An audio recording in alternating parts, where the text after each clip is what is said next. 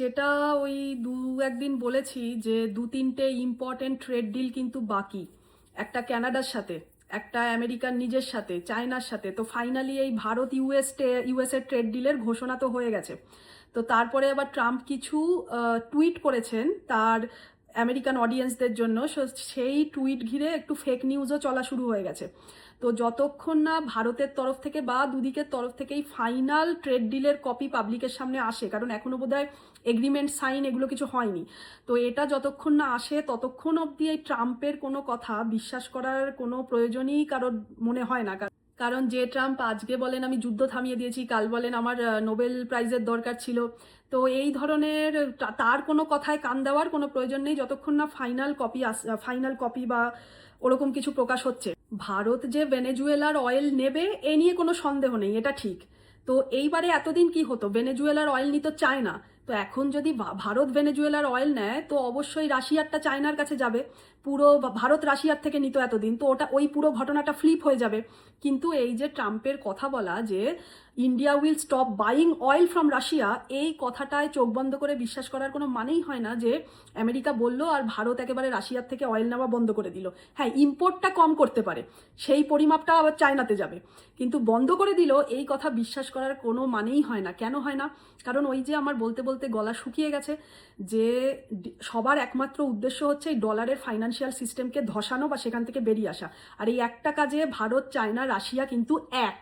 বারবার বলছি, internal border নিয়ে ভারত চায়নার মধ্যে প্রবলেম থাকতেই পারে, সেটাও সলভ হয়ে যাবে, আপনারাই দেখতে পাবেন। কিন্তু এই একটা বিষয় তিনজনে এক। আর ধরুন আমি চায়নার কথা বলছি না, ভারত আর রাশিয়া তো সারা জীবনই এক। তো আর বিগত কিছু বছর ধরে তো প্রায় প্রতিটি কাজ, প্রতিটি অ্যাক্টিভিটি ভারত রাশিয়া আলোচনা করেই করে। তো সেই জায়গায় আমেরিকা বলল, ট্রাম্প টুইট করেছেন যে আমেরিকা বলল আর ভারত রাশিয়ার অয়েল স্টপ করে দিল কেনা, মানে এটা হাস্যকর ছাড়া আর কিছুই নয়। যাই হোক, পাবলিক ডিল সাইন, সেইগুলো সাইন হোক, তারপর পাবলিকলি আসুক, তারপরেই সবার কাছে সব ক্লিয়ার হবে। আর ধরে নিন যদি বা স্টপ করেও, সেটাও কিন্তু ভারত রাশিয়া আলোচনা করেই যা করার সিদ্ধান্ত, যেটা ভালো হবে সেটাই করবে, ব্রিক্সের পক্ষে ভালো হবে। কোনো কিছু ঘটনাই কিন্তু রাশিয়া আর ভারতের এগেনস্টে একে অন্যের এগেনস্টে যাবে না। আরেকটা জিনিস যেটা নিয়ে মতামত ক্রিয়েট হচ্ছে, চারিদিকে কনফিউশন ক্রিয়েট হচ্ছে, সেটা হচ্ছে ট্রাম্প নাকি টুইট করেছেন যে আমেরিকান প্রোডাক্টগুলো জিরো ট্যারিফে ভারতের মার্কেটে ঢুকে পড়বে, ভারতের মার্কেটে অ্যাক্সেস পেয়ে যাবে। তো সেটা আমি যেটা পড়ে বুঝেছি, যে লাইনটা উনি যেটা লিখছেন যে গ্র্যাজুয়ালি, মানে ধীরে ধীরে আমেরিকান প্রোডাক্টের উপরে যে ট্যারিফ আছে সেটা ধীরে ধীরে কম হবে, ভারত কম করবে ধীরে ধীরে। এবং নন ট্যারিফ ব্যারিয়ার্স, মানে ট্যারিফ ছাড়া যদি অন্যান্য কোনো বাণিজ্য ব্যবসা করতে যে বাধা বিপত্তি ব্যারিয়ার্স থাকে সেগুলো শূন্য হবে। মানে ট্যারিফ ছাড়া অন্য যে কোনো রকমের ডিল বা যে কোনো কিছু, যে বাধা বিপত্তি, যে কোনো ফাংশনালিটি, কাজকর্মে বাধা বিপত্তি আসছে, সেগুলো শূন্য হবে। এটার মানে এই নয় যে আমেরিকান প্রোডাক্ট বিনা ট্যারিফে ভারতের মার্কেটে ঢুকে যাবে। তো এটাকেই ইংলিশ ল্যাঙ্গুয়েজের ওয়ার্ড প্লে বলে। তো এই যে আমি আজকেও বললাম, আগেও একটি ভিডিওতে যে বলেছি যে এখনো কিন্তু ইম্পর্টেন্ট তিনটে ডিল বাকি আছে, আমেরিকা, চায়না, কানাডা। এই যে বাকি আছে যখন বলি, কি ঘটনার জন্য বাকি আছে, তো অলরেডি কিন্তু আমরা দেখেছি যেই মুহূর্তে ইউএস এর সাথে ডিল সাইন তো এখনো বোধহয় হয়নি, এই ডিলের অ্যানাউন্সমেন্ট এসছে, সঙ্গে সঙ্গে গত দুদিন ধরে আমেরিকান স্টক মার্কেটে ব্লাড বাথ হচ্ছে। ব্লাড বাথ মানে যেটাকে আমরা বলি রক্তপাত হচ্ছে, এতটাই ডাউন, মানে খুবই ক্ষয়ক্ষতির মধ্যে দিয়ে গেছে এই স্টক মার্কেট লাস্ট দুদিন ধরে। এমনকি আইটির যে স্টকগুলো আছে, ভারতের স্টক মার্কেট ঠিকই আছে, শুধুমাত্র যেই স্টকগুলো ডাইরেক্টলি আইটির সাথে ডলার চালিত, যেই স্টকগুলো, বিশেষ করে আইটি ইন্ডাস্ট্রি তো চলে পুরো ডলার দিয়ে, আমার তো পুরো বিস্তারিত ভিডিও রয়েছেই ওর উপরে। তো সেই আইটি টেকনিক্যালের যে স্টক, সেই স্টক খুব ক্ষতিগ্রস্ত হয়েছে। আর আমেরিকার পুরো স্টক বাজার অসম্ভব খারাপ যাচ্ছে লাস্ট দুদিন ধরে। তো আমেরিকার ইকোনমির কন্ডিশন তো ভয়ঙ্কর অবস্থা, তার উপরে গভর্নমেন্টের কত জিনিস শাটডাউন হয়ে যাচ্ছে, ব্যাংকও কোল্যাপস করছে। গত বছর ধরে ব্যাংকও কোল্যাপস করা শুরু হয়েছে, এই বছরে এখনো অবধি একটাই খবর এসছে, 1 জানুয়ারিতে একটা ব্যাংক কোল্যাপস, যেটার আমি পোস্ট দিয়েছি। তো এই ট্রেড ডিলের মানে কি? এই ট্রেড ডিলের মানে এটাই যে আগামী দিনে, সেই আগামী দিনটা খুব শিগগির হতে পারে বা আর কিছুকাল পরে হতে পারে, খুব শিগগিরই আশা করা যাচ্ছে। সমস্ত এক্সপার্টরা কিন্তু এই বছরটাকে খুবই ক্রুশিয়াল, খুবই ক্রিটিক্যাল বলছে সমস্ত এক্সপার্টরা। তো খুব শিগগিরই বা আগামী দিনে যদি অর্থনৈতিক ক্রাইসিস আসে, ওয়েস্ট কান্ট্রিজগুলোর জন্য, বিশেষ করে আমেরিকা, আমরা জানি। আর আমেরিকা মানেই ক্যানাডা, তার অ্যালাইজ যারা তারাও ক্ষতিগ্রস্ত হবে। তো আমেরিকা, ক্যানাডা, অস্ট্রেলিয়া, নিউজিল্যান্ড, তো এই ওয়েস্টে আমেরিকাতে যদি অর্থনৈতিক ক্রাইসিস আসে, এই ট্রেড ডিলের মানে হলো ভারত বলল যে আমার মার্কেট তোমার জন্য ওপেন রয়েছে, যাতে করে তুমি তোমার ইকোনমি রান করতে অ্যাটলিস্ট পারো। তো এই ট্রেড ডিলগুলোর মানে কিন্তু এটাই দাঁড়ায়। তো এইবারে ছোট করে একটু গোল্ড সিলভার নিয়ে বলে দেব যে 5-6 দিন আগে কি হয়েছে আমরা দেখতে পেয়েছি। পেপার সিলভার স্টককে ক্র্যাশ করিয়েছে। তো এই যারা স্টক এক্সপার্ট তারা আরও ভালো করে বুঝতে বা বোঝাতে পারবেন। আমি যেটা যে কিভাবে এই জেপি মর্গ্যানসের মতো লোকেরা শর্ট করে মার্কেটে ঢোকায় পুরো জিনিস ক্র্যাশ করিয়ে। তো আমি যেটা আমি সেসব নিয়ে যাব না, কারণ এটা একটা বিরাট অধ্যায় বোঝার জন্য। তো আমি যেটুকু আপনাদের বলবো সেটা হচ্ছে, অনেকেই আপনারা জানেন, আমি জানি, যে এই যে আজকে এই পরিমাণে পেপার সিলভার গোল্ডের দাম বাড়িয়ে রেখেছে, তার রেশিওতে ফিজিক্যাল মানে আসল সোনারূপা তো এদের কাছে থাকে না কোনোদিনও, যে যেই পরিমাণে পেপার সিলভারের দাম যেই পরিমাণে বাড়িয়েছে। তো অবশ্যই তো ব্যাংকার ইনস্টিটিউশনসগুলোই, ফাইন্যান্সিয়াল ইনস্টিটিউশনস আর ব্যাংকসগুলো নিজেরা যদি সার্ভাইভ করতে চায়, তো বাঁচতে চায়, তো এই পরিমাণে বাড়তে গেলে তো হবে না, ওকে তো ক্র্যাশ করাতেই হবে। তো ক্র্যাশ করিয়ে এইবারে তার জন্য ফিজিক্যাল মানে আসল যে রিয়েল সোনার উপর তার দামও একটু ধাক্কা খেয়েছে।